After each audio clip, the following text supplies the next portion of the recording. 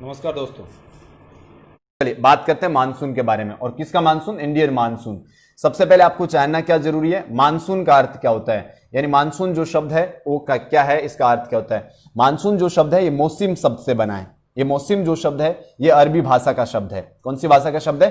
अरबी भाषा का। प्राचीन समय में हमारे भारत में अरबी भाषा, अरब क्षेत्र पड़ता है भारत से। अगर आप जानते हो पश्चिम एशिया में अगर अपन जाते हैं, जैसे हमारा देश दक्षिण एशिया में पड़ता है, पश्चिम एशिया में कुछ देश पड़ते हैं जैसे सऊदी अरब, इसके अलावा यूएई जो है वो देश हैं जहां पर क्या पाया जाता है, ये अरबी शब्द वहां से ओरिजिनेट होके भारत आया।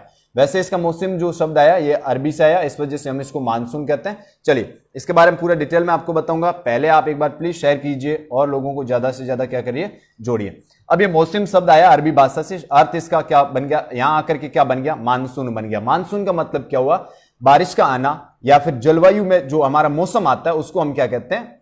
रमेश गर्ग स्वागत है आपका, खेताराम जी, आमिर जाखड़, सबका आपका स्वागत है। प्लीज और लोगों को आप शेयर कर दीजिए ताकि और लोग जुड़ जाएं।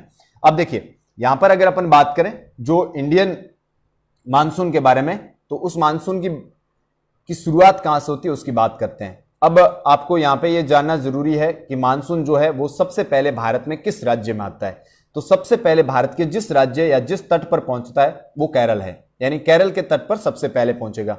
उसके बाद में ये आगे बढ़ता हुआ कहां पे आएगा, अन्य राज्यों में पहुंचेगा। चलिए और लोगों को जोड़िए प्लीज एक बार। अब देखते हैं अपन इसमें इसकी शुरुआत कहां से होती है उसके बारे में अपन जानते हैं। इसकी शुरुआत होती है आपके पैसिफिक ओशियन से। पैसिफिक ओशियन का मतलब क्या हुआ, यानी जो हमारा प्रशांत महासागर है वहां से इसकी क्या होती है, शुरुआत होती है मानसून की।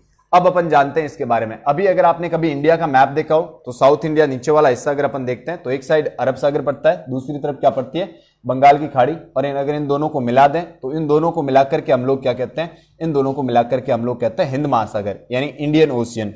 वैसे दुनिया में कितने महासागर है? टोटल 4 महासागर है और एकमात्र ऐसा महासागर है ये जो किसके नाम पर है, किसी देश के नाम पर इसका नाम इंडियन ओशियन पड़ा, यानी भारत, इसको हम हिंद महासागर कहते हैं। चलिए और लोगों को जोड़िए प्लीज फटाफट जल्दी से। अब देखिए आप यहां पर अगर अपन बात करें इंडियन ओशियन की, तो यहां क्या होता है जब इंडियन ओशियन में, अब यहां पे मैं जो आगे चीज बताऊंगा वो 2 टर्म आपको याद रखनी है। क्या टर्म है वो? एक टर्म है हाई प्रेशर और एक है लो प्रेशर, और इसके अलावा 2 और है, एक है हाई टेम्परेचर और दूसरी है लो टेम्परेचर। इन 4 शब्दों को आपको वाकिफ होना जरूरी है, तभी आप जान पाओगे कि इंडियन किस तरह से मानसून आता है। पहला शब्द मैंने क्या कहा, हाई प्रेशर और लो प्रेशर। पहले इसको समझते हैं, फिर समझते हैं हाई टेम्परेचर और लो टेम्परेचर। चलिए आप जल्दी से शेयर कीजिए और लोगों को जोड़िए प्लीज, फिर अपन बात करना अच्छे से बात करते हैं। अब देखिए हाई प्रेशर क्या होता है। इसको हाई प्रेशर आप समझ सकते हो निम्न वायुदाब, ठीक है। निम्न वायुदाब का मतलब क्या हुआ? सर कहां से हो? मैं बाइतू से, आपको कमेंट में मिल गया, बोडवा बाइतू से हूं मैं, आप जानते हो। चलिए अब आगे बात करते हैं अपन। चलिए अगर अपन देखें तो हाई प्रेशर क्या होता है और लो प्रेशर क्या होता है। अगर हवा को आपने देखा है, हवा जो है ये जो हमारा वायुमंडल होता है, हमारी पृथ्वी पर 3 तरह के मंडल पाए जाते हैं, स्थल मंडल, जल मंडल और वायुमंडल। अब स्थल मंडल, जल मंडल, वायुमंडल, इन तीनों से मिलकर के किसका निर्माण हुआ है? हमारे जैव मंडल का, यानी तभी जीवन क्या है, संभव है। अब स्थल मंडल कहेंगे जमीन वाला हिस्सा जो हमारी पूरी पृथ्वी पर 29% है। जल मंडल कहेंगे पानी वाला हिस्सा जो हमारी पूरी पृथ्वी पर 71% पानी है, जो 4 महासागरों में है, और जो हमारे ग्लेशियर है ध्रुवों पर उनमें क्या है, लगा हुआ है। इसके अलावा हम वायुमंडल किसे कहते हैं? हमारे चारों तरफ हवा का जो आवरण पाया जाता है उसे हम क्या कहते हैं? वायुमंडल। इसकी ऊंचाई जो हमारी सतह होती है पृथ्वी की, इस सतह से लेकर के 400 किलोमीटर तक इसकी क्या होती है? रेंज होती है। चलिए एक बार आप शेयर कीजिए प्लीज। अब देखिए यहां तक इसकी क्या होती है? रेंज होती है। अब इस रेंज की बात करें तो वो जो हवा है, अगर अपन जैसे जैसे आप ऊपर जाओगे तो हवा का दाब यानी हवा का भार हमारे सतह पर कम होगा। तो अभी जहां पर ये चीज है तो यहां पर हवा का दाब क्या है? पृथ्वी के सतह के ऊपर पृथ्वी के हवा का दाब क्या होता है? ज्यादा होता है। कोई भी अगर चीज आप ऊपर से प्रेशर करोगे तो नीचे दाब ज्यादा होगा, भार ज्यादा होगा। तो हवा का प्रेशर कहां पर ज्यादा है? पृथ्वी के ऊपर ज्यादा है। इस प्रेशर को ही हम क्या कहते हैं? वायुदाब कहते हैं। और कहां पर वायुदाब सबसे कम होता है?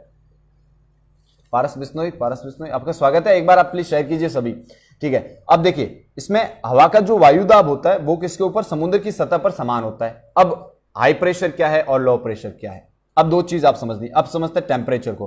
टेम्परेचर का अर्थ क्या होता है? तापमान। अब सूर्य से पृथ्वी तक किरणें, सूर्य की किरणें पृथ्वी तक पहुंचने में उसको 8 मिनट और 30 सेकंड के आसपास क्या लगता है? ये टाइम लगता है। किसको? सूर्य की किरणों को पृथ्वी तक पहुंचने में ये टाइम लगता है। अब अगर इसकी बात करें तो 8 मिनट 30 सेकंड में पहुंच जाती है। और जहां पर सतह है वहां सूर्य की किरणें पड़ती है, तो जो सतह रेगिस्तानी सतह होगी, रेत वगैरह होगी, वो जल्दी गर्म होगी, और जो हिम वगैरह होंगे यानी बर्फीला क्षेत्र वो धीरे गर्म होगा। अब पानी का क्षेत्र है तो वहां सूर्य की किरणें गिरेगी, लेकिन वहां गर्मी क्या होगी, कम होगी, क्योंकि पानी है वहां पे। इस वजह से अगर अपन आगे बात करें तो इसमें जो सूर्य की किरणें पृथ्वी पर पहुंचती है तो इससे क्या होता है, टेम्परेचर ज्यादा होता है, यानी सूर्य टेम्परेचर बढ़ेगा। अब जहां पे अपन देखें समुद्र है वहां टेम्परेचर कम होगा, और जहां जमीन है वहां टेम्परेचर ज्यादा होगा। टेम्परेचर का मतलब तापमान, हवा कितनी गर्म है उसको हम क्या कहते हैं, टेम्परेचर कहते हैं। चलिए जो लोग जुड़े हैं मुझसे, प्रवीण कुमार, मुंडन साहब, जितने भी लोग जुड़े हैं, गुड इवनिंग सर जी, गुड इवनिंग, आपका स्वागत है। एक बार आप शेयर कीजिए, ठीक है, और लोग जुड़ सकें। चलिए अब देखते हैं अपन इसके अंदर कि जो ये हाई प्रेशर जो हाई टेम्परेचर है वो कहां पे रहेगा, स्थल पे, और समुद्र पे क्या रहेगा, थोड़ा टेम्परेचर क्या रहेगा, कम रहेगा। अब हवा के बारे में समझिए। हवा जो है ये हमेशा लो प्रेशर से हाई प्रेशर से लो प्रेशर की ओर जाती है, यानी वायुदाब जहां ज्यादा होती है, जहां हवा ज्यादा होती है वहां से चल करके हवा जहां हवा कम होती है उस तरफ जाती है। जहां हवा ज्यादा होती है उसको हम हाई प्रेशर कहते हैं, जहां हवा कम होती है उसे हम क्या कहते हैं, लो प्रेशर कहते हैं। तो हवा की टेंडेंसी क्या होती है, हवा की आदत क्या होती है, हमेशा हाई प्रेशर से, जहां हवा ज्यादा है वहां से जहां हवा कम है वहां उसकी तरफ जाती है। चलिए झुंझाराम जी, पीडी सबका स्वागत है, एक बार आप शेयर कीजिए, ठीक है। तो अब आप समझिए, जहां टेम्परेचर ज्यादा होगा, जहां टेम्परेचर यानी तापमान ज्यादा होगा वहां क्या होगा, जहां टेम्परेचर ज्यादा होगा वहां हवा गर्म होकर के ऊपर की ओर जाएगी, वहां हवा गर्म होकर के क्या जाएगी, ऊपर की ओर। जहां टेम्परेचर ज्यादा वहां हवा गर्म होकर के ऊपर जाएगी। गुड इवनिंग सर जी, गुड इवनिंग, आपका स्वागत है। एक बार प्लीज शेयर कर दीजिए ताकि और लोग हमसे जुड़ सकें और हमारी ये मानसून के बारे में, इंडियन मानसून के बारे में आप जान सको। ये क्यों अभी जो निसर्ग आज ही क्या आया, तो साइक्लोन आया है कहां पर, आपके अरब सागर में, महाराष्ट्र को अभी छूने वाला है और छू भी चुका है। धारा 144 लग चुकी है महाराष्ट्र के अंदर और गुजरात में, तो वहां क्या होने वाला है इसके बारे में आज को मैं बताऊंगा, कैसे साइक्लोन बनते हैं, ये सारा डिटेल में आपको बताया जाएगा। प्लीज एक बार आप क्या कर दीजिए, शेयर कर दीजिए ताकि ज्यादा से ज्यादा लोग जुड़ सकें और इन चीजों के बारे में जान सके। चलिए चैनाराम जी गोदारा, जय श्री राम, जय श्री राम, आपका स्वागत है। चलिए और लोगों को शेयर कीजिए। अब देखते हैं अपन, मैंने क्या क्या बात किया, जहां पर टेम्परेचर ज्यादा होगा, अगर टेम्परेचर ज्यादा है तो हवा गर्म होगी, और हवा गर्म होकर के क्या करेगी, ऊपर की ओर उठेगी। वहां क्या विकसित होगा, वहां से जगह खाली होगी, वहां हवा कम होगी। जब वहां हवा कम हो गई है तो वहां लो प्रेशर विकसित होगा, यानी वायुदाब क्या होगा, कम। अब जहां पे मान लो किसी पर्टिकुलर क्षेत्र में वायुदाब कम है तो दूसरी जगह जहां हाई प्रेशर है यानी जहां हवा ज्यादा है तो वहां क्या होगा, टेम्परेचर कम होगा, तापमान कम होगा। तो हवा की टेंडेंसी क्या है, जहां ज्यादा है उससे कम की तरफ बहेगी, तो वहां से ये चलती हुई कहां पे आएगी। जेठाराम चौधरी जी क्या लिखा सर, समझ में नहीं आ रहा, चबला दो, चलने दो। चलिए ठीक है, अब देखिए आप सभी का स्वागत है, एक बार आप शेयर कीजिए, ठीक है। अब देखिए जहां पर हाई टेम्परेचर होगा, टेम्परेचर ज्यादा होगा, वहां पे क्या होगा, वायुदाब क्या होगा, कम होगा, तो हवा उस तरफ चलेगी। अब जब हवा उस तरफ चलती है तो हवा अपने साथ क्या करती है, अपने पानी का जो मॉइस्चर होता है, जल का, उसके अंदर जो आर्द्रता होती है उसको भी साथ में लेकर के चलती है। अब अपन बात करते हैं भारतीय मानसून के बारे में, उसके बाद मैं आऊंगा कि इसके ऊपर आपके जो ये चीजें आती है, कैसे साइक्लोन बनते हैं उसके बारे में। देखिए अभी हमारा जो देश है उसके नीचे, अगर आप साउथ इंडिया में जाते हो, दक्षिण भारत का अभी मैप देखा तो उसके नीचे एक हिंद महासागर है, ठीक है। अभी हिंद महासागर में क्या है, हाई प्रेशर है। हाई प्रेशर का मतलब क्या है, टेम्परेचर कम है, टेम्परेचर कम है और हाई प्रेशर है, वहां हवा क्या है, ज्यादा है। उल्टा तिब्बतियन पठार है, तिब्बत का पठार है। अगर आप हिमालय की पहाड़ियां पार करोगे, हिमालय से पार तिब्बत में पठार है, तिब्बत का पठार कहते हैं, विश्व का सबसे ऊंचा पठार है। एक पामीर का पठार है, उसको हम विश्व की छत कहते हैं, वो अलग है। अगर आपको पूछे विश्व का सबसे ऊंचा पठार कौन सा है, तिब्बत का पठार, और विश्व की छत कौन सा है, तो पामीर का पठार। ये दो चीजें, पठार किसे कहते हैं, पहाड़ी नुमा क्षेत्र लेकिन ऊपर से क्या हो, समतल हो, उसे हम क्या कहेंगे, पठार कहेंगे। चलिए एक बार आप जल्दी से और लोगों को जोड़िए ताकि क्या हो सके, हमारी बात लोगों तक पहुंच सके। अब क्या हुआ है, तिब्बतियन पठार की बात करें, यानी तिब्बत का जो पठार है, प्लेट्यू है, या फिर हमारा जो डेजर्ट है, कौन सा डेजर्ट, आपका थार का रेगिस्तान, यहां क्या हुआ है, लो प्रेशर है। लो प्रेशर का मतलब क्या हुआ, यहां गर्मी ज्यादा है, जहां गर्मी ज्यादा वहां हवा कम होगी। अब यहां पर लो प्रेशर विकसित हुआ है और हाई प्रेशर कहां पर है, हिंद महासागर में। अब क्या होगा, हिंद महासागर की हवा, हिंद महासागर की हवा हाई प्रेशर, वहां हवा ज्यादा है और हमारे यहां पे लो प्रेशर है, किस तरफ बहेगी, मैंने क्या कहा अभी, जहां पे लो प्रेशर होता है, जहां हवा कम होती है, जहां हवा ज्यादा होती है वहां से हवा जहां पे कम होती है उस तरफ बहेगी। तो हिंद महासागर में ज्यादा हवा है और कहां पर कम है, हमारे रेगिस्तान में और तिब्बत के पठार में। तो हवा वहां से हिंद महासागर से किसकी तरफ बहनी शुरू होगी, हिंद महासागर से आपके भारत की तरफ यानी तिब्बत के पठार की तरफ बहनी शुरू होगी। और ये समुद्र से जब बहनी शुरू होती है तो समुद्र की हवा में जो जल की हवा होती है उसमें किसकी मात्रा ज्यादा होती है? आर्द्रता ज्यादा होती है। अब आर्द्रता किसे कहते हैं? हवा में पानी की मात्रा को आर्द्रता कहा जाता है। हवा के अंदर पानी की मात्रा को क्या कहा जाता है? आर्द्रता कहा जाता है। लुम्बाराम जी चौधरी, चलिए आप सभी का स्वागत है। जितने भी लोग जुड़े, तेज जाट गोदारा, जितने भी, उन सबका स्वागत है। 50 लगा दिया आपने, और लोगों को जोड़िए ताकि हमारा बात अच्छे से लोगों तक पहुंच सके। ये बहुत इंपॉर्टेंट चीज है। मानसून के बारे में बता रहा हूं, कैसे हमारे यहाँ पे बारिश होती है वो बताते हैं आपको, ठीक है। तो हिंद महासागर में क्या था? हाई प्रेशर था, और हमारे तिब्बत पठार और हमारे थार के रेगिस्तान में क्या था? Low pressure. तो अब हवा क्या करेगी? हाई प्रेशर से लो प्रेशर, हिंद महासागर से हमारी पृथ्वी की जो धरातल है उसकी तरफ बहेगी। तो अगर हम हिंद महासागर से पृथ्वी की तरफ आते हैं तो क्या होता है? सबसे पहले जो क्षेत्र पहुंचता है वो केरल राज्य है हमारा। अंडमान निकोबार उससे भी पहले, अंडमान निकोबार फिर केरल आता है, ठीक है। तो अब जब हवा समुद्र से किसकी तरफ बहनी शुरू हुई? पृथ्वी की तरफ बहनी शुरू हुई, तो वो अपने साथ में बड़ी मात्रा में पानी लेके आती है। वो पानी बादल के रूप में आते हैं और जहां पे सबसे पहले केरल से टकराते हैं, और केरल में क्या होती है? बारिश होती है सबसे पहले, ठीक है। अभी क्यों नहीं हुई है केरल में? 1 जून को होने वाली थी। हमारा जो इंडियन मेट्रोलॉजिकल डिपार्टमेंट है, भारतीय जो हमारा मानसून विभाग है, उसने क्या किया है? अभी कहा है कि 1 जून को होने वाली थी। उसका जो ये साइक्लोन आया है अरब सागर के अंदर, जो निसर्ग आज आया है, निसर्ग जिसका नाम बांग्लादेश ने दिया है, पूरा डिटेल में बताऊंगा क्या है, कैसे बनता है। अब देखिए, आपको थोड़ा जुड़े रहना है और लोगों को भी जोड़ना है। अब देखिए, वहां पे मेट्रोलॉजिकल जो डिपार्टमेंट है उसने ये कहा है कि यहां पर 1 जून को पहुंचने वाला था, लेकिन कब पहुंचेगा? अभी केरल में 5 या 7 जून को पहुंचेगा। उसका रीजन क्या है? ये जो अभी साइक्लोन आया है। सर टॉपिक पहले, कमेंट बाद में। Okay Praveen, I will. मेरा क्या होता है, कई बार फिर देखना पड़ता है, लोग भी ये भी सोचने लग जाते हैं कि आप, हम आ गए और आप हमारा कोई जवाब ही नहीं दे रहे, इसलिए मुझे बोलना पड़ता है। बाकी चलिए टॉपिक पे चलते हैं। तो अब अरब सागर से वो हवाएं कहां पे बहनी शुरू हुई? उस तरफ, केरल से टकराई, केरल में बारिश होगी। अगर आपने केरल के बारे में कभी पढ़ा है, तो अगर आप दक्षिण भारत के बारे में पढ़ते हो, जो पश्चिमी हिस्सा है, यानी गुजरात से लेकर केरल वाला हिस्सा, इसको हम पश्चिमी घाट कहते हैं। इसको हम क्या कहते हैं? पश्चिमी घाट। और यहां पर ऊंची ऊंची पहाड़ियां पाई जाती है, उन्हें हम सह्याद्री पहाड़ियां कहते हैं, सह्याद्री पहाड़ियां, ठीक है। इसको जो अलग अलग तटों को हमने नाम दे रखा है, जैसे गुजरात का तट है, इसको हम क्या कहते हैं? आप चलिए, आप सभी का क्या है? स्वागत है। काठियावाड़ तट कहते हैं। अब देखिए, काठियावाड़ तट कहते हैं गुजरात के पास वाला। फिर आप कर्नाटक जाओ, उसको हम कन्नड़ तट कहते हैं। फिर आप कहां पे? केरल के पास पहुंचोगे, उसको हम मालाबार तट कहते हैं, ठीक है। ये तटों के नाम होते हैं। सबसे पहले केरल में पहुंच गया मानसून, वहां बारिश होगी। फिर बारिश होने के बाद में वो उस जो हमारी जो पश्चिमी घाट है उसके सहारे सारे ये हवाएं चलती रहती है और भारी बारिश होती है उन सारे। इस कारण ये पश्चिमी घाट वनस्पति के रूप में बहुत ज्यादा क्या है? हमारे विकसित है, और जैव विविधता बहुत ज्यादा है। यहाँ पे एक साइलेंट वैली करके एक जगह है, यानी शांत घाटी करके एक जगह है, तो वहां पे बहुत ज्यादा बारिश होती है। तो यहाँ पे विविधता, बहुत जैव विविधता पाई जाती है, और ये भारत का एक हॉट स्पॉट भी है। ये भी आपको चीज ध्यान रखनी है, जैव विविधता बहुत ज्यादा है। अलग अलग प्रजातियां, पेड़ पौधों की, अलग अलग पशु पक्षियों की प्रजातियां पाई जाती है। चलिए, आप और लोगों को जोड़ी प्लीज शेयर कीजिए। अब देखिए, यहां से जब ये चीज कहां पे? इसके सहारे चलती है, तो पश्चिमी घाट को अपर देखें तो ये पश्चिमी, मान लो ये पहाड़ियां हैं, तो इस वाले हिस्से पे बारिश हो जाती है। पीछे वाला हिस्सा है, वहां पर हवाएं पहुंच नहीं पाती है, जिसकी वजह से उसके पीछे वाला हिस्से में क्या नहीं हो पाती? बारिश नहीं पाती। इस कारण तमिलनाडु या उस वाला क्षेत्र जो पड़ता है, दूसरी तट जो पूर्वी तट है, उस पर ऊपर बारिश नहीं होती। किससे? इस मानसून से। इस मानसून को कहते क्या है, जो अभी आने वाला है? इस मानसून को कहते हैं साउथ ईस्ट मानसून, दक्षिणी पश्चिमी मानसून। ऐसा क्यों कहते हैं दक्षिणी पश्चिमी मानसून? क्योंकि ये जो हवाएं चलेगी अभी, जो अरब सागर, हिंद महासागर से हमारे पृथ्वी की तरफ, उसकी जो दिशा होगी वो दक्षिण दिशा से पश्चिम, दक्षिण पश्चिमी दिशा होगी। इस कारण हम इसको दक्षिणी पश्चिमी मानसून कहते हैं। और ये मानसून केरल से टकराता है और फिर कहां पे बारिश होती है? वहां पे। अभी क्या होता है? जैसे केरल, गुजरात, महाराष्ट्र, यहां पे बारिश होती है, फिर क्या होता है? राजस्थान में प्रवेश करती है। कौन सी? ये दक्षिण पश्चिमी मानसून की ये जो हवाएं हैं, ये मानसून। अब क्या हुआ? राजस्थान में जैसे ही प्रवेश करती है, अगर आप राजस्थान का मैप देखा कभी आपने, गुजरात का पालनपुर जिला है, खेड़ बर्मा जगह है, वहां से कौन सी पर्वतमाला शुरू होती है? अरावली पर्वतमाला। कहां तक जाती है? दिल्ली तक जाती है।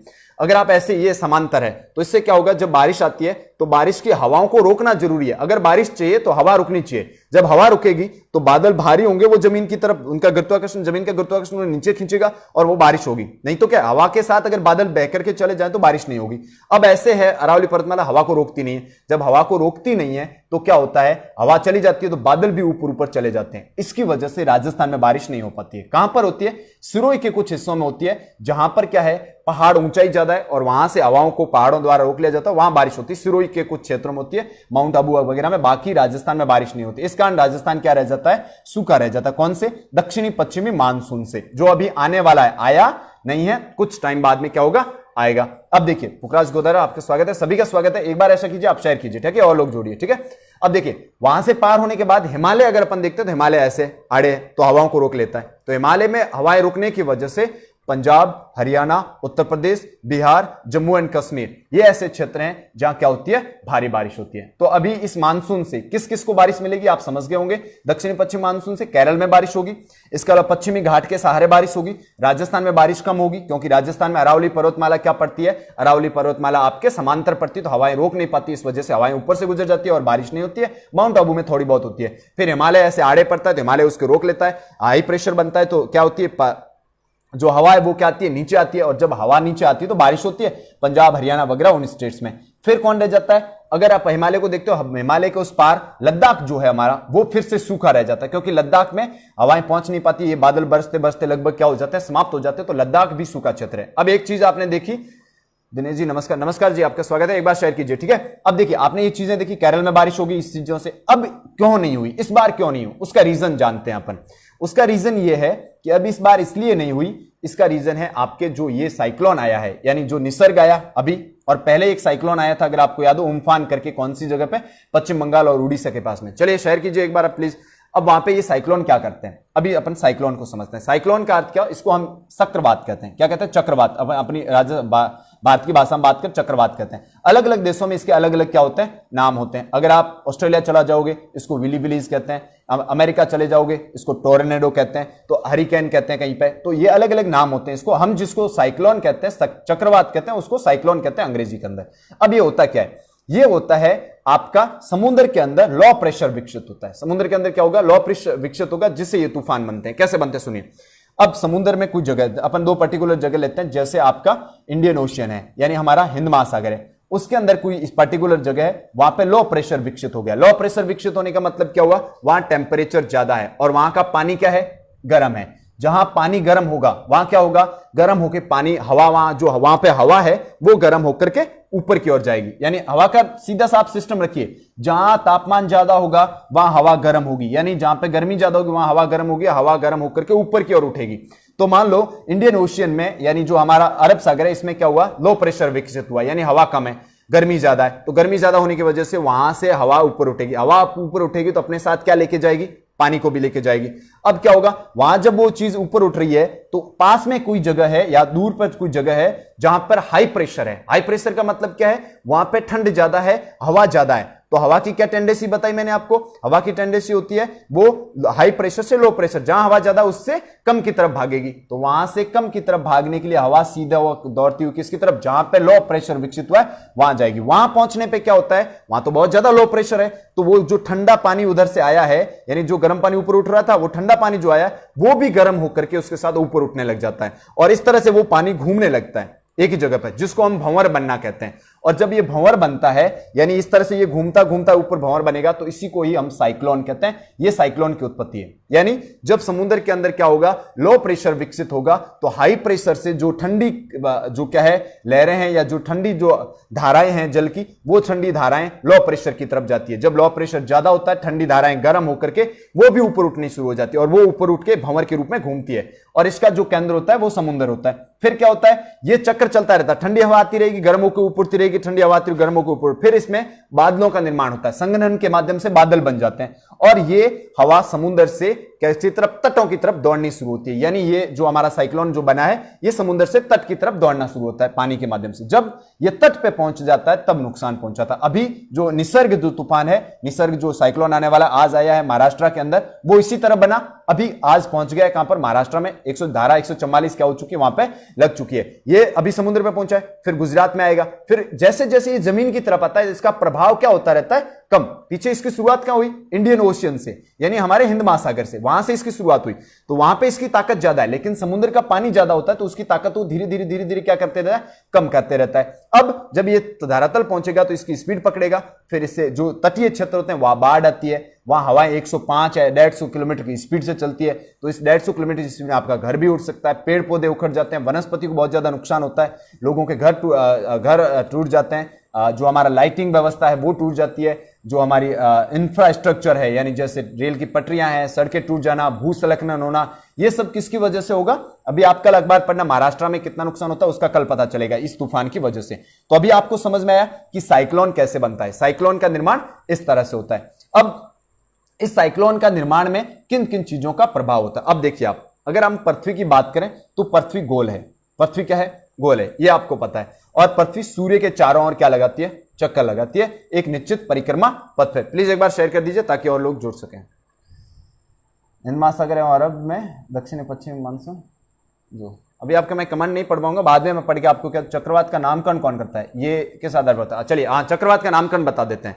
एक अभी मैंने बताया इंडियन मीटियोलॉजिकल डिपार्टमेंट आपका यानी भारतीय मौसम विज्ञान, ऐसे कैसे विश्व का एक क्या होता है? वर्ल्ड मीटियोलॉजिकल डिपार्टमेंट होता है। उस वर्ल्ड जो मीटियोलॉजिकल डिपार्टमेंट होता है, विश्व जो मौसम विभाग होता है, वो इसके नाम तय करता है। अभी क्या हुआ यहां पे, यानी जो हमारा देश जो है, हमारा और हमारा पड़ोसी देश जैसे भारत, म्यांमार, बांग्लादेश, पाकिस्तान, अफगानिस्तान, इनकी बात करें श्रीलंका, मालदीव, मॉरिशियस, ये ऐसे देश हैं जो हमारे पड़ोसी देश हैं। इनमें ये अरब सागर के आसपास है और हमारे जो हिंद महासागर उसके आसपास है। इन 8 देशों में थाईलैंड भी इसमें शामिल है।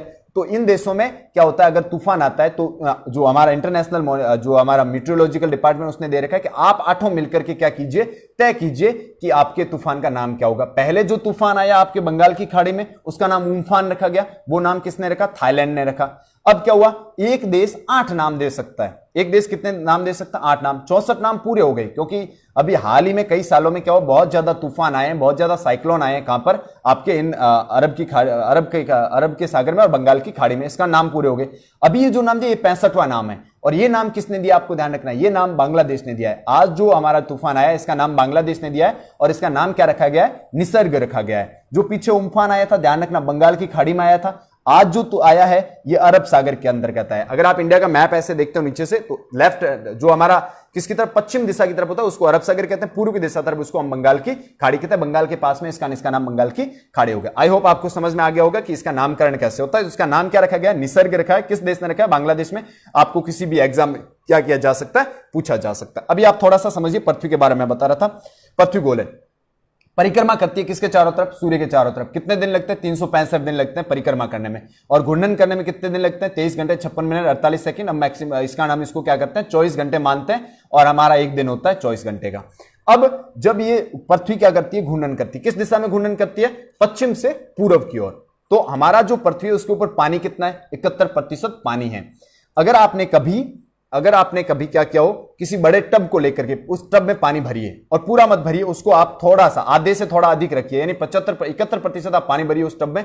फिर उस टब को आप ऐसे ऐसे क्या कीजिए? हिलाइए। तो आपका जो पानी है एक बार उधर जाएगा, फिर वापस इधर आएगा। वैसे के वैसे पृथ्वी के साथ में, पृथ्वी अगर अपन देखें तो जो ब्रह्मांड होता है, इसमें किसी चीज पे क्या है, ये गुरुत्वाकर्षण से बंधी होती है। तो अब गुरुत्वाकर्षण से बंधी होती है किसी चीज का, अगर गुरुत्वाकर्षण किसी तरफ ज्यादा लगेगा तो वो पृथ्वी उस तरफ चली जाएगी, अगर इधर लगा तो इधर ज्यादा। तो पृथ्वी का एक उपग्रह होता है जिसको हम चंद्रमा कहते हैं। अब चंद्रमा का क्या लगता है? गुरुत्वाकर्षण लगता है किसके ऊपर? पृथ्वी के ऊपर। जब चंद्रमा का पृथ्वी के ऊपर गुरुत्वाकर्षण लगता है तो चंद्रमा का गुरुत्वाकर्षण पृथ्वी को अपनी तरफ खींचता है। ठीक है। अब इस स्थिति में क्या होगा? पृथ्वी समुद्र की तरफ, पृथ्वी चंद्रमा की तरफ खिसेगी, तो समुद्र की तरफ, चंद्रमा की तरफ जब खिसेगी तो क्या होगा? उसके अंदर जो समुद्रों में पानी है वो पानी भी उसकी तरफ जाएगा।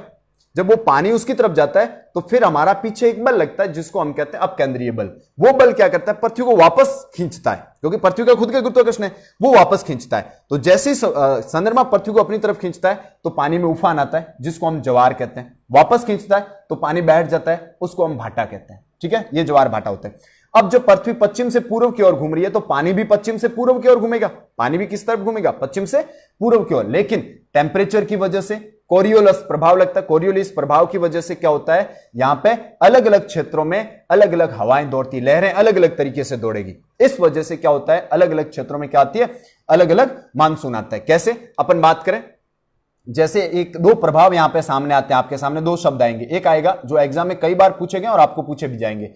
एक होगा अल नीनो और एक होगा ला नीनो। अल नीनो क्या होता है और ला नीनो क्या होता है, इन दो शब्दों को आप समझिए, और इससे हमारे भारत पे बहुत ज्यादा इफेक्ट पड़ता है जब मानसून आता है। चलिए फटाफट आप एक बार शेयर कीजिए ताकि और लोग क्या कर सकें, जुड़ सकें। अब आप जब एक बार जुड़ जाते हो तो मैं आपको बार बार शेयर करना नहीं कहूंगा, मैं अपने टॉपिक पे रहूंगा। आप जानते हो आपकी जिम्मेदारी बनती है, इतना ड्यूटी बनता है आपको, मैं इतनी अच्छी अच्छी चीजें बताता हूं जो आईएएस आरएएस के एग्जाम में आती है, तो आप प्लीज एक बार क्या ये अभी निसर्ग एग्जाम, निसर्ग नाम का आपके क्या आया है, अभी आया है, ठीक है, महाराष्ट्र में पहुंचा। उससे पहले भी मैंने आप तक नाम कौन रखता है, क्या है, कैसे आता है, ये सारा बता दिया। किसी भी जाके देख लीजिए यूट्यूब पे, किसी भी सोशल प्लेटफॉर्म पे देख लीजिएगा, आपको ये चीजें वहां पे नहीं मिलेगी। मैं जो चीज आती है उससे पहले आपको बता देता हूं, तो आप सोचिए आपके लिए कितने फायदे उन्होंने, आने के बाद तो हर कोई बता देता है। तो प्लीज एक बार शेयर कीजिए ताकि और लोग क्या कर सकें।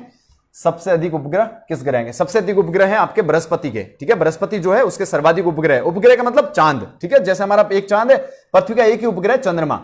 तो आप जो चांद देखते हो ये मत सोचिएगा ये चांद कोई वो जो हमारे बुजुर्ग लोग कहते हैं वैसा कुछ नहीं, ये एक उपग्रह है जो पृथ्वी, उपग्रह किस ग्रह, सूर्य के चारों चक्कर लगाएगा, उपग्रह ग्रह के चारों चक्कर, तो हमारी पृथ्वी के चारों चक्कर लगाता है, ये पृथ्वी के और चारों चक्कर लगाता है 27 दिन में, और अपनी जगह पर घूम लेता है कितने दिन में? 29 दिन में। ये चीज ध्यान रखिएगा, पृथ्वी अपनी जगह पे कितने घंटों में घूमती है? 24 घंटों में। सूर्य के चारों तरफ कितने में घूमती है? तो वो घूमती है आपके 365 दिन में। लेकिन चंद्रमा के साथ उल्टा है, चंद्रमा अपनी जगह पे 29 दिन लगाता है घूमने में, लेकिन पृथ्वी के चारों ओर घूमने में कितने दिन लगाता है? वो सिर्फ 27 दिन लगाता है। इसका आपने अगर महीना देखा है हमारा शहद बैसाख जेठ ये महीने होते हैं, इनका ये चंद्रमा के अनुसार होते हैं, इसलिए हम तिथि को हम आगे पीछे करते हैं क्योंकि चंद्रमा के अकॉर्डिंग हमें उन्हें सेट करना पड़ता है। और जो जनवरी फरवरी होते हैं 31 30 28 ये दिन क्यों होता है? ये सूर्य के ऊपर डिपेंड करते हैं, यानी सूर्य जिस तरह से चक्कर लगाए उस तरह ये दिन तय होता है। जैसे अगर सूर्य को जो अगर अपन बात करें कितना परिक्रमण में टाइम लगता है, आपने मुद्दा छेड़ दिया तो बता देते हैं, फिर अपन साइक्लोन पे आते हैं। तो सूर्य परिक्रमा करने में 365 दिन 6 घंटे लगाता है, 365 दिन और 6 घंटे। अब ये जो 6 घंटे इसे एक दिन तो बनानी है हमारा, तो हम क्या करते हैं इन 365 दिन को जोड़ते रहते हैं, 6 घंटों को भी जोड़ते रहते हैं, 6 घंटे 6 घंटे 6 घंटे 6 घंटे, तो टोटल आपके 624 घंटे हुए। ये 4 साल बाद में क्या हो जाते हैं आपके एक दिन बन जाता है। जब एक दिन बन जाता है तो हम उसको 365 में जोड़ देते हैं, उस दिन हमारा साल 366 दिन का हो जाता है। जैसे 2020 29 फरवरी 29 का कब होगा? इसी दिन होगा। जब अधिवर्ष कब होगा? जब ये 365 से ज्यादा 366 पे पहुंचेंगे तभी फरवरी 29 का होगा। इसको हम अधिवर्ष कहते हैं या लीप वर्ष कहते हैं। ये हर 4 साल बाद आता है। अभी 2000 बीच में है तो 2024 में होगा, फिर 28 में, फिर 32 में, 36 40 ऐसे आगे बढ़ता रहेगा, ठीक है। इस चीज को ध्यान रखना, ये चीज आती है इसमें। चलिए आप एक बार शेयर कीजिए और लोगों को जोड़िए प्लीज। अब देखते हैं अपन आगे बात करते हैं। तो मैंने क्या बताया, पृथ्वी इस तरह से चक्कर लगाती है। अब जो अपन ला नीनो और अल नीनो की बात करें, अगर अपन बात करें 4 महासागर है पूरी पृथ्वी पर। प्रशांत महासागर सबसे बड़ा महासागर है, हिंद महासागर, अटलांटिक महासागर और आर्कटिक महासागर। जो हमारा प्रशांत महासागर है वो किसको घेरता है? उत्तरी अमेरिका महाद्वीप को, इसके अलावा दक्षिण अफ्रीका महाद्वीप को, एशिया के कुछ हिस्से को, और इसके अलावा ऑस्ट्रेलिया के चारों तरफ भी बना होता है, ठीक है। ये सारी चीजें आप जान लीजिए प्रशांत महासागर में। अब उत्तरी दक्षिण अमेरिका में एक देश है जिसका नाम है पेरू। देश का नाम क्या है? पेरू। पेरू नाम के देश में क्या होता है, सर्दी के मौसम में जब हमारे सर्दी होती है, मैं हमारे बात कर रहा हूं, हम कौन से गोलार्ध में, देखिए पृथ्वी 2 भागों में बटी हुई है, उत्तरी गोलार्ध और दक्षिण ग्लोब।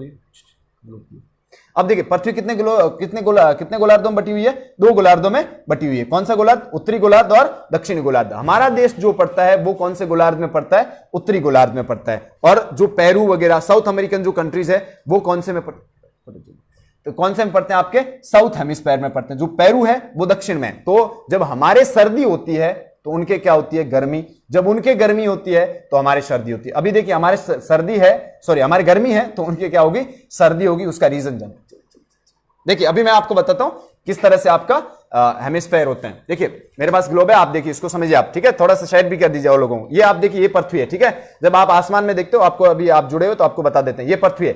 ये आप जब ब्रह्मांड में जाओगे यानी अंतरिक्ष में जब हम जाते हैं तो आप देखोगे ये ऐसे ही रहती है। अभी तो मैंने होल्ड कर रखा, नहीं रखूंगा गिर जाएगी, क्योंकि पृथ्वी का क्या है? गुरुत्वाकर्षण है, और पृथ्वी का गुरुत्वाकर्षण हर चीज को अपनी तरफ क्या करता है? खींचता है। चलिए फटाफट एक बार शेयर कीजिए। अब देखिए ये चीज है यहां पे ऐसे, तो अगर आप अंतरिक्ष में जाओगे तो पृथ्वी खुली पड़ी है, किसी ने पकड़ नहीं रखा। किससे पकड़ी हुई है? गुरुत्वाकर्षण बल से। और कैसे घूमती है? ये इसका घूर्णन है, और साथ ही साथ ये ऐसे घूमती है, इसको हम परिक्रमण कहते हैं। अब देखिए ये ऐसे, अब यहां पे एक लाइन दिख रही है आपको, ये पृथ्वी को 2 बराबर भागों में बांटती है। इससे ऊपर वाला हिस्सा ये उत्तरी गोलार्ध है, इससे नीचे वाला हिस्सा ये दक्षिणी गोलार्ध है, ठीक है। ये उत्तरी गोलार्ध है, इसको हम कहते हैं नॉर्थ हेमिस्फीयर। अंग्रेजी में क्या कहते हैं? नॉर्थ हेमिस्फीयर, उत्तरी गोलार्ध कहते हैं। गोलार्ध किसे कहेंगे? पूरी पृथ्वी को देखिए गोला है, इसका भाग अगर अपन इस लाइन से आधा करते हैं तो आधा हो जाए। गोलार्ध मतलब गोले का आधा भाग। तो उत्तर में हुआ, ऊपर की तरफ जो दिशा होती है उसे हम क्या कहते हैं? उत्तरी दिशा। इसका गोलार्ध हो गया, उत्तरी गोलार्ध। ये कौन सा हो गया? दक्षिणी गोलार्ध। अब देखिए भारत बताते हैं आपको, ये आपको शायद दिख रहा है, ये इंडिया है, ठीक है। ये इंडिया है, देखिए ये हिंद महासागर, इसके नीचे यहीं पे ये तूफान इकट्ठा हुआ है। और इस तरफ आओगे, ये केरल सबसे पहले, केरल से ऊपर कर्नाटक, कर्नाटक से महाराष्ट्र है, तो ये यहां आके टकराएगा। उसके बारे में अभी बात कर रहे हैं, ठीक है। अभी आप शेयर कीजिए प्लीज। अब देखिए इसको, ये मैंने बताया आपको। अब ये भारत है, ये उत्तरी गोलार्ध में पड़ता है और ये कौन सा है आपका दक्षिणी गोलार्ध। अब यहां देखिए ये जो 0 डिग्री है यानी जो आधा आधा भाग में बटा रही है इसको हम क्या कहते हैं भूमध्य रेखा कहते हैं। इसमें क्या होता है सूर्य की किरणें 21 मार्च को, अब ये सारी डेट सुनिए आप और शेयर भी कीजिए ठीक है, 21 मार्च को इस लाइन पे होती है। कौन सी लाइन पे? भूमध्य रेखा पे। कब? 21 मार्च को। इस दिन क्या होगा जब यहां पे सूर्य की किरणें होती है, मान लो वो लाइट मेरा सूर्य है, यहां किरणें पड़ रही है ठीक बीच में, पृथ्वी जहां 2 बराबर भागों में बटी हुई है, इस दिन 21 मार्च को होती है। तो क्या होगा पृथ्वी 2 बराबर भागों में बटी हुई, इसका मतलब दिन रात पृथ्वी पर बराबर होते हैं। और दिन रात कब बराबर होते हैं? 21 मार्च को। 21 मार्च को क्या करती है पृथ्वी परिक्रमा करती है। जब पृथ्वी परिक्रमा करेगी तो पृथ्वी की स्थिति बदलती है। जब स्थिति बदलेगी तो सूर्य की स्थिति, सूर्य स्थिर रहता है, ध्यान रखना सूर्य क्या रहता है? स्थिर रहता है। स्थिति किसकी बदलती है? पृथ्वी की। तो ऐसे घूमेगी तो ये जो 0 डिग्री पे सूर्य की सीधी किरणें पड़ रही थी पहले, अब ये खिसक करके ऊपर आ जाती है कर्क रेखा पे। और मैंने कई बार बताया कर्क रेखा भारत के 8 राज्यों में से गुजरती है, 20 में से, ठीक है। आप एक बार शेयर कीजिए, देखिए अब यहां पर सूर्य की किरणें सीधी पड़ रही है अभी जून में, ठीक है। कब सीधी पड़ेगी? 22 जून को। कब? 22 जून को सूर्य की सीधी किरणें कहां पर पड़ी? अभी कितना है? आज 3 जून है, तो आप देखिए 22 जून को ध्यान रखना सूर्य की सीधी किरणें ठीक भारत के ऊपर पड़ेगी। इसका मतलब क्या हुआ? सर्वाधिक गर्मी कहां पर हुई? भारत में हुई। भारत में गर्मी है, गर्मी है तो क्या है? लो प्रेशर है। ध्यान रखिए गर्मी है तो हवा कम है, गर्मी है तो क्या है? हवा कम है। तो इधर कहां पर हवा ज्यादा होगी? जहां पर समुद्र है वहां क्या होगी? वहां देखिए ये हमारा उत्तरी गोलार्ध, ये दक्षिणी गोलार्ध। यहां पर जब सूर्य है कर्क रेखा पर तो इधर एक रेखा होती है जिसको हम मकर रेखा कहते हैं। ये मकर रेखा पर सूर्य नहीं है। जब वहां सूर्य नहीं है, सूर्य यहां पर है, तो यहां तो सीधी किरणें पड़ेगी तो गर्मी ज्यादा होगी। यहां सूर्य से यहां की सीधी तिरछी किरणें कहां पड़ेगी? यहां पे पड़ेगी दक्षिणी गोलार्ध में। तो यहां पे क्या होगी? गर्मी कम होगी तो सर्दी होगी। तो सर्दी है मतलब हाई प्रेशर है, हवा ज्यादा। यहां पे हवा क्या है? ज्यादा। जैसे आपको पेरू बताते हैं, चलिए आप देखिए ये दिख रहा है आपको, ये उत्तर दक्षिण अमेरिका है, यहां पे पेरू है, ठीक है। अभी यहां पे इंडिया पीछे, मैंने पीछे वो चला गया उधर, तो इंडिया है। तो यहां पे गर्मी है तो लो प्रेशर है, यहां सर्दी है तो हाई प्रेशर है, हवा यहां ज्यादा है यहां कम है। अब हवा की टेंडेंसी क्या बताई मैंने?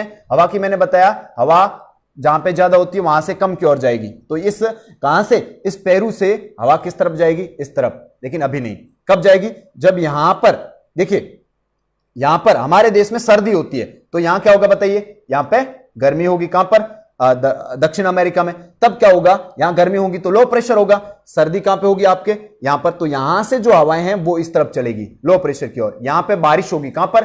पेरू में। गर्मी दिसंबर में, 25 दिसंबर के आसपास बहुत ज्यादा बारिश होती है, जिसको हम अल नीनो कहते हैं। जिसको हम क्या कहते हैं? अल नीनो कहते हैं। ये प्रभाव कहलाता है। यहां पे क्या होती है? जो ये हमारा पश्चिमी प्रशांत है, जो इससे क्या होती है हवाएं, सॉरी पूर्वी प्रशांत है, इससे पश्चिमी प्रशांत की तरफ जाती है, जिसकी वजह से यहां बारिश होती है। अल नीनो कहते हैं। अल नीनो का मतलब होता है छोटा बच्चा। क्या होता है? छोटा बच्चा। ये ब्राजीलियन वर्ड है, उस वजह से इसको छोटा बच्चा। यहां बहुत बारिश होती है।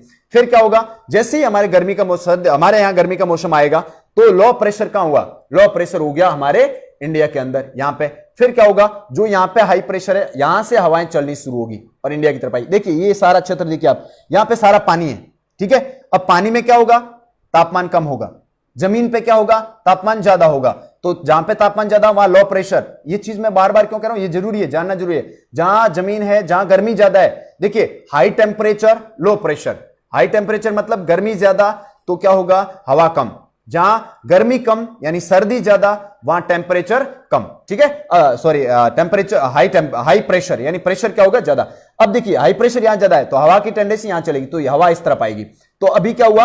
अल नीनो की प्रभाव 1 जून को क्यों नहीं आया? हमारे केरल में क्यों नहीं पहुंचा? यहां से मान लो जो हमारी ठंड, जो हवाएं हैं जो पानी से भरी हुई है, बादल बने हुए हैं, वो हवा के साथ साथ इधर आ रहे थे। टकराने कहां चाहिए थे? यहां केरल में। हुआ क्या? यहां से आने शुरू हुए, ये इस तरफ आ रहे थे। अब अल नीनो प्रभाव था, ठीक है।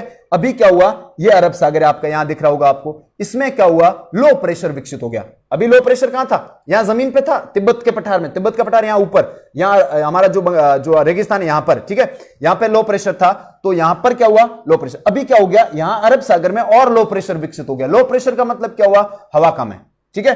तो ये जो पानी की हवाएं, जो ये हाई प्रेशर के बादल यहां पर आ रहे थे केरल की तरफ, ये मुड़ करके इस लो प्रेशर की तरफ चले गए। यानी ये जो बादलों से, पानी से भरे हुए बादल इस तरफ चले गए। फिर अभी पहले उम्फान आया था, उम्फान कहां पे आया? बंगाल खाड़ी इधर आया था, तो उस वक्त कहां पे आ गए? इधर आ गए। अब जब यहां पे लो प्रेशर है तो ये पानी से भरे हुए बादल ठंडे हैं, ठीक है। ये जो हवा है ये ठंडी है, ये यहां पहुंची। जहां पे लो प्रेशर है वहां क्या होती है? गर्मी ज्यादा होती है। जहां गर्मी ज्यादा होती है वहां हवा क्या करती है? ऊपर की ओर उठती है, ठीक है। उत्तरी भारत में मानसून कब प्रवेश करेगा? चलिए अभी जो चल रहा है उत्तरी भारत में मानसून को अभी टाइम लगेगा। अभी 7 जून को तो जैसा आईएमडी ने कहा है, जैसा इंडियन मेट्रोलॉजिकल डिपार्टमेंट ने कहा है कि 5 या 7 जून के आसपास केरल में आएगा, तो उसके बाद सोचिए आप 2-3 दिन उसमें लग जाते हैं, 10-12 जून के आसपास, वो आप इंडियन मेट्रोलॉजिकल देखना पड़ेगा। अब देखिए यहां से यहां पे क्या हुआ, लो प्रेशर, यहां जैसी वो ठंडी हवा यहां पहुंची तो वो क्या करेगी, चक्रवात का निर्माण होगा। चक्रवात निर्माण क्या होगा, लो प्रेशर होगा तो हवा गर्म होकर ऊपर की ओर उठेगी, ये ठंडा पानी इधर आता रहेगा, ये ऊपर उठता रहेगा। अब ये जो ठंडा पानी सारा का सारा था ये यहां पहुंचना था, यानी ये बादल यहां पहुंचने थे, उसके बजाय यहां पहुंच गए। यहां पहुंचने के बाद में फिर से ये चलते हुए इस तरफ आएंगे और इसमें क्या होती है, बहुत ज्यादा तेज हवाएं चलती है, बहुत ज्यादा तेज बारिश होती है, मूसलाधार बारिश होती है और ये तूफान के रूप में आते हैं, जिसको हम चक्रवात कहते हैं। और इस तूफान का नाम क्या रखा गया है, निसर्ग रखा गया है, जो अभी महाराष्ट्र में पहुंचा है। और अभी आपने प्रभाव भी देखा होगा, हमारे यहां पे भी काफी वो आंधी वगैरह का प्रभाव भी इसी वजह से। हमारे रेगिस्तान में आंधियां क्यों चलती है, उसका रीजन भी सुन लीजिए। देखिए रेगिस्तान है, गर्मी है, लो प्रेशर, गर्मी है, लो प्रेशर, जहां गर्मी, जहां हाई टेम्परेचर वहां लो प्रेशर। लो प्रेशर है तो जगह खाली होती है, जहां जगह खाली होती है, जहां पर हवा ज्यादा होती है वहां से हवा दौड़ती हुई जहां जगह खाली हुई है उस जगह पे पहुंचने की कोशिश करती है, और इसी वजह से हमारे क्षेत्र में क्या चलती है, आंधियां चलती है। तो इस तरह से ये यहां पे अभी जो ये आ रहा था ये अल नीनो प्रभाव था। जैसे ही यहां पे लो प्रेशर विकसित हुआ, मानसून रुक गया, इसको हम ला नीनो प्रभाव कहते हैं। क्या कहते हैं इसको, ला नीनो प्रभाव। जब ला नीनो प्रभाव होता है तो भारत में सूखा पड़ता है, यानी भारत में कम बारिश होती है। जब अल नीनो प्रभाव होता है तो भारत में क्या होती है, बारिश ज्यादा होती है। ये बात ध्यान रखनी, बारिश भारत में अल नीनो प्रभाव पे भारत में बारिश ज्यादा होगी, ला नीनो प्रभाव पे भारत में बारिश क्या होगी, कम होगी। ये चीज आपको क्या होगी, आई होप अच्छे से समझ में आई होगी। तिब्बतियन पठार कहां है, ठीक ऊपर हिमालय के ऊपर, यहां गर्मी ज्यादा होती है इस वजह से। अभी बाद में क्या होगा, हाँ वो चीज बता देते हैं। 22 जून को गर्मी कर्क रेखा पर सूर्य सीधी किरणें पड़ी है, फिर क्या होगा 22 जून के बाद सूर्य वापस क्या जाना शुरू होता है, भूमध्य रेखा के। रीजन क्या है, ये अगर मैंने पृथ्वी को होल्ड कर रखा है, आप देखिए एकदम सीधी नहीं है, 23.5 डिग्री झुकी हुई है, 23.5 डिग्री झुकी हुई है। इस कारण सूर्य की अधिकतम सीधी किरणें आपके 23.5 डिग्री तक ही जा सकती है। अधिकतम तिरछी किरणें कहां तक जा सकती है, अधिकतम तिरछी किरणें 66.5 डिग्री जा सकती है, उससे ऊपर नहीं जाती है। अब जो 66.5 से ऊपर वाला हिस्सा होता है वहां पे बर्फ होती है, वहां बहुत ज्यादा ठंड होती है। उसका रीजन क्या है, वहां सूर्य की किरणें नहीं पहुंच पाती। तो आप समझ गए होंगे सूर्य की किरणें सभी क्षेत्रों पर बराबर रूप से नहीं पहुंचती है। जो ये बीच वाला हिस्सा है भूमध्य रेखा, इस पर ज्यादा पहुंचती है, साल में 2 बार यहां पहुंचती है। तो अब 22 जून के बाद क्या होगा, 23 सितंबर को, 23 सितंबर जो सितंबर आएगा उसमें क्या होगा, वापस सूर्य की किरणें भूमध्य रेखा पे गिरेगी, फिर पृथ्वी पर दिन रात क्या हो जाएंगे, बराबर हो जाएंगे। चलिए फटाफट ऐसा कीजिए, एक बार शेयर कीजिए। अब देखिए यहां पहुंचेगी, फिर क्या होगा, यहां जब पहुंचेगी तो हमारे बारिश का मौसम होगा, हम फसल वगैरह उगा रहे होंगे सितंबर अक्टूबर में, आपको पता है। फिर क्या होगा, यहां से देखिए, यहां से फिर सूर्य की किरणें नीचे जाएगी, कहां पर, मकर रेखा पे। 23.5 डिग्री साउथ में कौन सी होती है, कॉप्रिकॉर्न होता है। कॉप्रिकॉर्न का अर्थ क्या होता है, मकर रेखा होती है। एक बार शेयर कीजिए प्लीज। यहां पहुंचने के बाद में यहां गर्मी हो जाएगी, कौन से क्षेत्रों में, ऑस्ट्रेलिया में, साउथ अमेरिका में, वहां अंटार्कटिका के आसपास गर्मी हो जाएगी। और अपने यहां पे क्या हो जाएगी, सर्दी, क्योंकि सूर्य हमसे क्या चला गया है, दूर, भारत से दूर चला गया, इस कारण हमारे यहां वापस सर्दी होती है। इस कारण ये जब मकर रेखा पे पहुंचती है वो तारीख होती है 22 दिसंबर। कौन सी होती है, 22 दिसंबर। तब हमारे यहां सर्दी, यहां पे गर्मी। तो दोनों पृथ्वी पर दोनों बराबर नहीं रहते, ध्यान रखना है। अपने गर्मी है तो समझ लो पूरी दुनिया में गर्मी नहीं, अपने गर्मी है तो यहां इन क्षेत्रों में सर्दी है, क्योंकि सूर्य हमारे पास में है। जब इनके पास जाएगा तो इनकी गर्मी हो जाएगी, हमारे पास रहेगा तब हमारे गर्मी, ठीक है। तो फिर यहां 22 दिसंबर को हमारे यहां पे सबसे लंबी रात होती है। लंबी रात क्यों होती है, देखिए लंबी रात इसलिए होती है, सूर्य जब यहां है तो सूर्य की किरणों को यहां पहुंचने में बहुत ज्यादा क्या लगता है, टाइम लगता है। और जब हमारा सूर्य, अभी लंबे दिन क्यों होते हैं वो भी जान लीजिए। लंबे दिन इस वजह से होते हैं, सूर्य ठीक हमारे कर्क रेखा के ऊपर है, यानी हमारे देश के ऊपर है, तो लंबे दिन होंगे क्योंकि सूर्य ज्यादा टाइम तक हमारे ऊपर रहता है। यहां पे लंबी रातें क्यों होगी, अभी इसलिए होगी क्योंकि यहां सूर्य की किरणें पहुंचने में बहुत ज्यादा टाइम लगता है। अभी सूर्य 23.5 डिग्री पर है, यानी भारत में है, तो ये जो ऊपर वाला हिस्सा इसको हम उत्तरी ध्रुव कहते हैं। यहां पे 6 महीने दिन रहेगा, यहां पे 6 महीने दिन रहेगा, क्योंकि यहां पर सूर्य की किरणें तो यहां पहुंच जाएगी, लेकिन यहां पे नहीं पहुंच पाएगी। यहां सूर्य हो, जब यहां पहुंचेगा, नहीं पहुंचेगा तो यहां 6 महीने क्या रहेगी, रात रहेगी। तो आपको ध्यान रखना है, उत्तरी ध्रुव और दक्षिणी ध्रुव में 6 महीने दिन और 6 महीने रात रहते हैं। जब कर्क रेखा पे सूर्य होता है तो यहां दिन होगा, जब मकर रेखा पे सूर्य होता है तो यहां दिन होगा। ये चीज आपको जाननी है। पूरा पृथ्वी का पूरा सिस्टम क्या है, अलग अलग है। ये चीजें आपको क्या होनी चाहिए, पता होनी चाहिए। अब देखिए, अभी तो मैंने बताया ये दक्षिणी पश्चिम मानसून कैसे, देखिए अगर आपको लाइंस दिख रही है, अभी क्या होता है, ये जो हमारा क्षेत्र है यहां पे लो प्रेशर है, कौन सी जगह पे, कर्क रेखा पे लो प्रेशर है। तो जब यहां पे जो हमारे ये भूमध्य रेखा है, देखिए ये भारत 8.4 डिग्री पे, और भूमध्य रेखा पे कितने पे, 0 डिग्री पे। ये काफी दूरी नहीं है, बहुत कम दूरी है। अब यहां से जब चलती है तो इनकी जो दिशा होती है वो दक्षिण पश्चिम की ओर होती है। देखिए अगर मान लो भूमध्य रेखा से लहरें चल रही है या हवा चल रही है तो इसकी दिशा देखते हैं अपन, तो ये इस तरफ है, इसका मतलब दक्षिण पश्चिम की ओर हिस्सा है, दक्षिण से आ रहा है और पश्चिम की तरफ जा रही है। इस कारण इस मानसून का नाम क्या होता है? दक्षिणी पश्चिमी मानसून, जो सबसे पहले कहां पे पहुंचती है? आपके केरल में। अब ये यहां से पहुंच करके कहां आएगी? केरल में। देखिए केरल के सहारे सहारे चलेगी, फिर गुजरात महाराष्ट्र में बहेगी, मैं पहले बताया, फिर आप मैप के जरिए समझिए। फिर राजस्थान आता है, राजस्थान में अरावली पर्वतमाला ऐसे है, तो क्या होगा आपका? अरावली पर्वतमाला जब ऐसे है तो ये हवाएं सीधी चली जाएगी और हिमालय से टकराएगी और यहां बारिश होगी। अब देखिए ये तो अपन की बात है गर्मी के मौसम की। अब सर्दी के मौसम की बात करते हैं। सर्दी के मौसम में क्या होता है? ये जो जमीन है ये आपकी ठंडी हो जाती है और ये जो समुद्र है ये आपका क्या हो जाता है? गर्म हो जाता है। जमीन ठंडी हो गई, हाई प्रेशर, समुद्र गर्म हो गया, लो प्रेशर। अब हवाएं कैसे चलेगी? अब हवाएं चलेगी उल्टी। उल्टी मतलब सर्दी के मौसम में भारत से हवाएं कैसे जाएगी? यानी हमारे देश से अरब हिंद महासागर की ओर हवाएं जाएगी। तो हमारे जब बारिश होती है सर्दी के ऋतु में, वो भारत के किसी और हिस्से में नहीं होती, सिर्फ एक तमिलनाडु में होती है, जिसको हम कोरोमंडल तट कहते हैं। इस तट पे बारिश होती है। कौन सी? आपके ये जो वापस जाता हुआ मानसून, यानी जिसको हम लौटता हुआ मानसून कहते हैं, यानी जिसको हम क्या कहते हैं? पूर्वी जो मानसून है उसको हम क्या कहते हैं? इसको लौटता हुआ मानसून। यहां पे बारिश होती है, बाकी जगहों पे नहीं होती है। तो ये सारा सिस्टम होता है किसका? आपके बारिश का। मानसून कैसे आता है अब आपको अच्छे से समझ में आ गया होगा। देखिए समुद्र के अंदर हाई प्रेशर होता है। हाई प्रेशर का अर्थ क्या होता है? यानी सर्दी, ठंड ज्यादा होती है, यानी यहां पे तापमान कम होगा, हाई प्रेशर होगा। जब हाई प्रेशर होगा तो कहीं ना कहीं लो प्रेशर होगा। अगर कहीं हवा ज्यादा है तो कहीं ना कहीं कम है। जहां हवा कम है तो हवा जहां ज्यादा होती है, हमेशा हवा की टेंडेंसी होती है, उसकी आदत होती है, आप समझ सकते हो, वो हमेशा किससे? ज्यादा से कम की तरफ दौड़ती है। जब यहां हवा ज्यादा है तो कम कहां पर है? हमारे मरुस्थल में, क्योंकि हमारे मरुस्थल में क्या ज्यादा है? गर्मी ज्यादा है। इस वजह से इस तरफ दौड़ेगी। जब इस तरफ दौड़ेगी तो अपने साथ पानी लेके आएगी, क्योंकि ये जब हवा वहां पे जो हाई प्रेशर बना है तो उसके साथ हवा में आर्द्रता पाई जाती है, नमी पाई जाती है, मॉइस्चर पाया जाता है। नमी का मतलब क्या हुआ? हवा की मात्रा पानी में ज्यादा होती है, तो ये पानी, हवा से भरी हुई पानी को हम क्या कहते हैं? आर्द्रता कहते हैं, जल वाष्प कहते हैं। जब ये जैसे जैसे ऊंचाई पे जाते हैं, जैसे जैसे बादल का फॉर्मेशन कैसे होता है? जैसे समुद्र से क्या हुआ? गर्मी है, उत्सर्जन हुआ पानी का, और उसके वाष्पोत्सर्जन हुआ, उससे क्या होगा? पानी किस में जाएगा? ऊपर की ओर जाएगा। ऊपर जैसे जैसे हम जाते हैं, देखिए पृथ्वी का ये जो मैंने दिखाई चीज आपको, जहां पे ये जो ब्लू कलर नजर आ रहा है, जहां कहीं पे भी, जहां कहीं ब्लू कलर नजर आ रहा है, ये पूरा पानी है। आप देखिए पूरी पृथ्वी पानी पानी नजर आ रहा है। देखिए जहां पे और कलर नजर आ रहे हैं ये आपका स्थल है। ठीक है, प्लीज शेयर कर दीजिए एक बार। अब देखिए ये जो जल है 71% है, यानी पूरी जितनी मुझे पूरी पृथ्वी दिख रही है 71% जल है और 29% क्या है? स्थल है। अब इसके ऊपर, यानी इससे ऊपर जो पाया जाता है, अब देखिए जैसे ये पृथ्वी घूमती है तो ध्यान रखना उसका वायुमंडल उसके साथ साथ घूमता है। ऐसा नहीं वायुमंडल अलग घूमेगा। वायुमंडल अगर अलग अलग घूमेगा तो चारों टाइम मैंने बताया, 21 मार्च को, 22 जून को, 23 सितंबर को, 22 दिसंबर को, इसकी स्थिति अलग अलग होती है। तो इसका मतलब 21 मार्च को पृथ्वी यहां थी, उसका वायुमंडल इसके साथ था, जैसे घूम के वहां पहुंची तो उसका वायुमंडल यहीं रह गया। तो वायुमंडल यहां रह गया तो हम सांस कैसे लेंगे? ऑक्सीजन तो यहां रह गई। वायुमंडल में क्या पाई जाती है? अलग अलग गैसें, जैसे सर्वाधिक पाई जाती है नाइट्रोजन 78%, इसके अलावा ऑक्सीजन पाई जाती है 20.95%, आपके ऑर्गन पाया जाता है 0.93%, इसके अलावा कार्बन डाइऑक्साइड पाई जाती है 0.36%। तो ये अगर वायुमंडल उसके साथ साथ नहीं जाएगा तो क्या होगा? वायुमंडल यहां रह गया, पृथ्वी वहां चली गई, वहां पृथ्वी चली गई तो वहां जीवन कैसे संभव होगा? ध्यान रखना है वायुमंडल पृथ्वी के साथ साथ, हवा पृथ्वी के साथ साथ घूमती है, क्योंकि वो हमारी जो गुरुत्वाकर्षण बल है पृथ्वी का, वो हवाओं को पकड़े रहता है, वायुमंडल को क्या रखता है? पकड़े। अब मान लो ये पृथ्वी है, इसके ऊपर हवा का क्या पड़ रहा है? दाब पड़ रहा है, इसको हम वायु दाब कहते हैं। जो मैं कह रहा हूं ना हाई प्रेशर, लो प्रेशर, क्या है ये? वायु का दाब है। तो हमारे ऊपर मान लो यहां से हवा है तो यहां दाब क्या होगा? ज्यादा होगा। देखो यहां ठंडा क्षेत्र है तो यहां हवा का दाब क्या होगा? हाई प्रेशर ज्यादा होगा। अब सूर्य की किरणें कहां थी? यहां पे थी, सूर्य की किरणें यहां पे। अब ऊपर से हवा का प्रेशर कहां पे? यहां पे। इसको हाई प्रेशर कहते हैं। तो हाई प्रेशर का मतलब यहां पे जो क्षेत्र होता है, यहां पर क्या होती है? यहां पे बर्फ जमी होती है। उत्तरी ध्रुव और दक्षिणी ध्रुव में क्या होती है? बर्फ। यहां लोग नहीं रह सकते, इतना ज्यादा टेम्परेचर लो होता है। टेम्परेचर लो होगा, देखो हाई प्रेशर मतलब हवा ज्यादा है लेकिन टेम्परेचर कम होगा।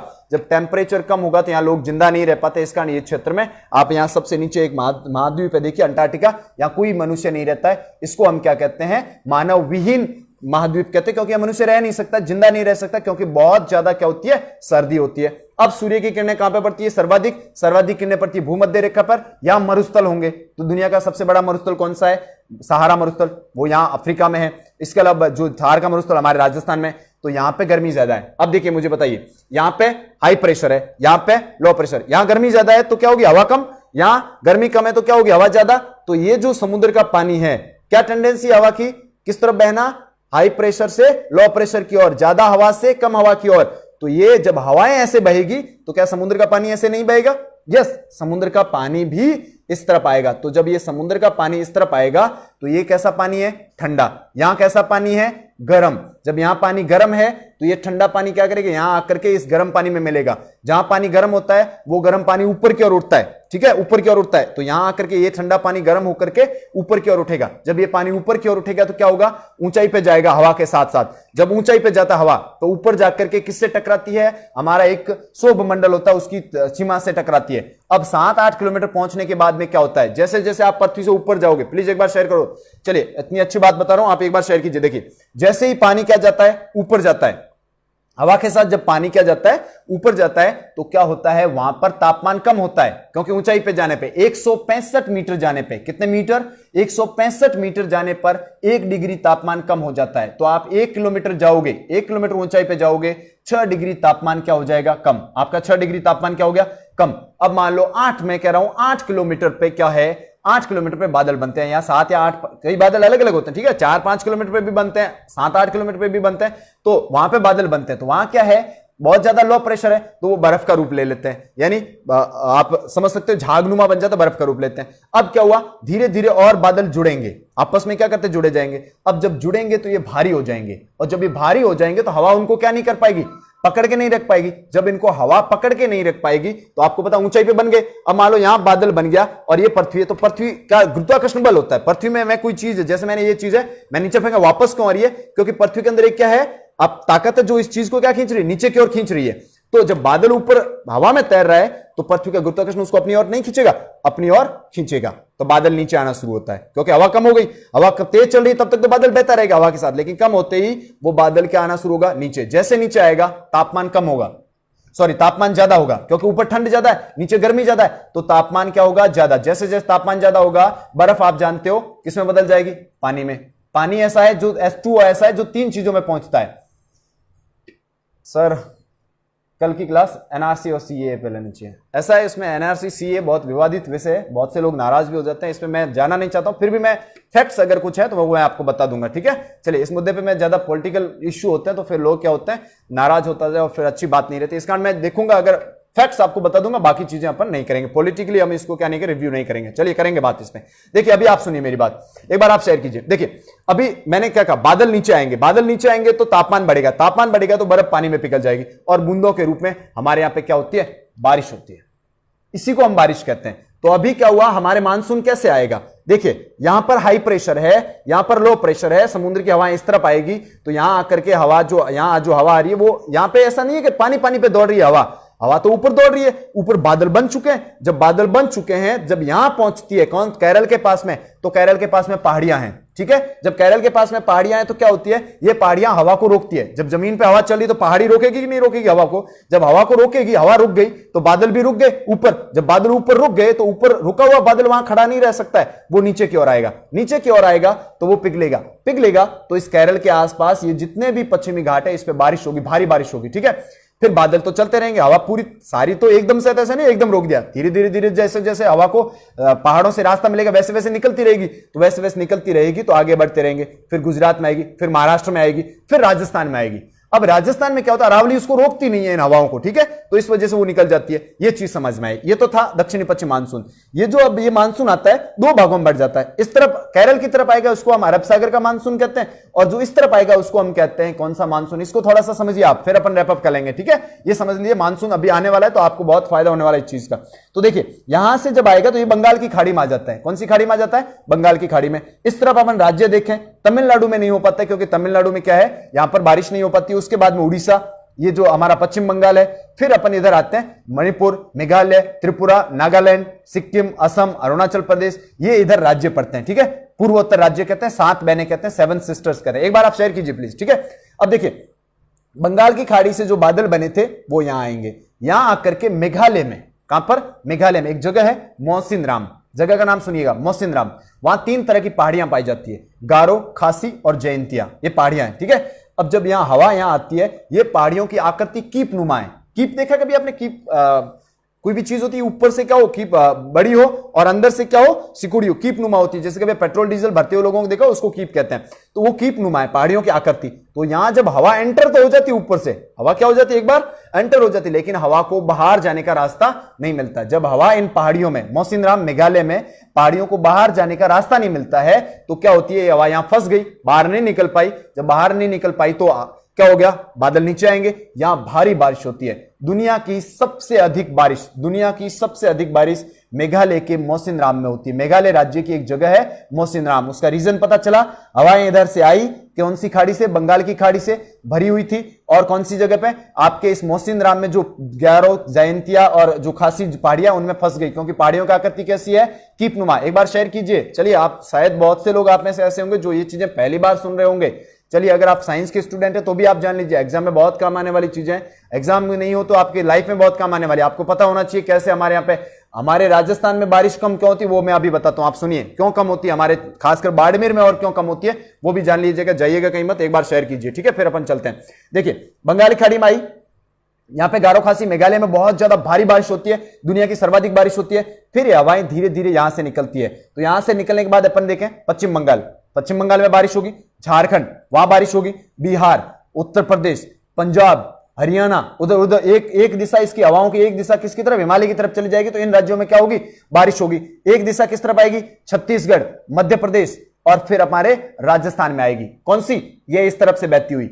जब ये हवा यहां बंगाल की खाड़ी यहां फंसी, मेघालय में बहुत ज्यादा बारिश हो गई, फिर आपके कहां पे, छत्तीसगढ़, झारखंड, मध्य प्रदेश में भी बारिश हो गई। तो जैसे जैसे आपको कई बार सवाल पूछा जाता है कि भारत में बारिश किस तरफ ज्यादा होती है और किस तरफ कम होती है, ध्यान रखिए, जैसे जैसे मानसून पूर्व से पश्चिम की ओर बढ़ेगा, बारिश की मात्रा क्या होती जाएगी, कम होती जाएगी। चलिए, अब देखिए, यहां से ये ऐसे आएगी, राजस्थान पहुंची, तो राजस्थान में जो मध्य प्रदेश को जिले की सीमा लगती है, मैं बताता हूं, झालावाड़ की सीमा सर्वाधिक किससे लगती है, मध्य प्रदेश से। तो झालावाड़ में सर्वाधिक बारिश होती है राजस्थान में। आपने सवाल सुना ना कि सर्वाधिक बारिश, फिर आप रटते हो उसको कि झालावाड़, भारत में सर्वाधिक बारिश कहां, सॉरी राजस्थान में सर्वाधिक किस जिले में बारिश, झालावाड़। ऐसा नहीं करना है, आप इस सीधे मैप से समझिए। यहां से आई, सबसे पहला जिला कौन सा पड़ता है, बंगाली खाड़ी से जब मानसून आता है तो सबसे पहला जिला पड़ता है मध्य प्रदेश की सीमा पर आपका झालावाड़। तो सर्वाधिक बारिश कहां होगी, झालावाड़ में। बस अब देखिए, यहां झालावाड़ में आ गई, आपके यहां पे पहुंच गई, झालावाड़ में बारिश हुई। झालावाड़ के बाद में अगर आगे जिला करें, बात करें, बारां, बूंदी, कोटा, बांसवाड़ा, आपके फिर उदयपुर आ जाएगा, फिर चित्तौड़गढ़ भी उधर आएगा, प्रतापगढ़, भीलवाड़ा, फिर इधर ही आपका सिरोही हो जाएगा, जालौर हो जाएगा, जोधपुर बीच में पाली है, ये ऐसे जिले पड़ते हैं इधर, ठीक है। तो अब जब आप इधर आओगे तो धीरे धीरे पीछे से हवा, यहां से हवा में पानी था, ज्यादा था, जैसे जैसे यहां पे आते हैं बादलों में पानी क्या होना शुरू हो जाता है, खत्म होना शुरू हो जाता है। तो जब हमारे बाड़मेर और जैसलमेर में पहुंचता है, इस बंगाल की खाड़ी के अंदर जो पानी था बादलों का, वो पानी लगभग क्या हो चुका होता है, समाप्त हो चुका होता है, क्योंकि यहां पीछे बहुत बरस गया। अब यहां पे जो पहुंचते हैं वो खाली बादल पहुंचते हैं नॉर्मली, ठीक है। इस वजह से बाड़मेर और जैसलमेर में सबसे कम बारिश प्राप्त होती है 25 सेंटीमीटर के आसपास। अरावली पर्वतमाला है, अरावली पर्वतमाला इस तरफ, अब ऐसे बंगाल की खाड़ी से आता है ना, तो अरावली पर्वतमाला हवाओं को रोकती है, तो इस वजह से माउंट आबू में बहुत ज्यादा बारिश होती है, सिरोही में बारिश होती है, जयपुर के आसपास के क्षेत्रों में बारिश होती है, अजमेर के आसपास के क्षेत्रों में बारिश होती है। इसके अलावा माउंट कौन से, चित्तौड़गढ़, उदयपुर, इनमें बारिश होती है, क्योंकि हवाएं रोक ली। लेकिन फिर क्या होती है, हवा उस पहाड़ी से ऊपर उठ करके ऊपर से चलती हुई पाकिस्तान चली जाती है। हमारा जैसलमेर, बाड़मेर सूखे में ही रह गया, दोनों में सूखे में रह गया। कैसे दोनों में, देखिए, भूमध्य सागर में जब आई थी तो इधर से आ गई, तो फिर अरावली समांतर थी, तो हवाओं को किसी ने रोका नहीं, जब हवाओं को रोका नहीं तो फिर से हमारे ऊपर से निकल गई।